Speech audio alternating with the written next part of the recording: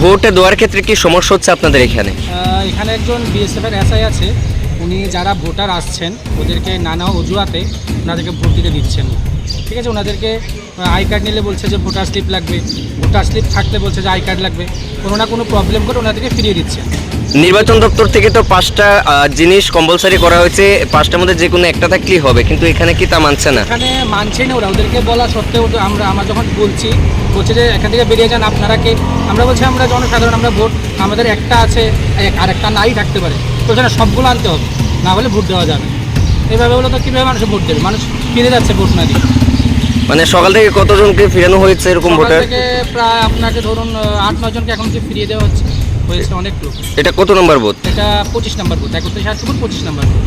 মানে মূলত বিএসএফ যারা রয়েছে তারা মানে কাগজ থাকা সত্ত্বেও নানা অজুহাতে পাঠিয়ে দিচ্ছে।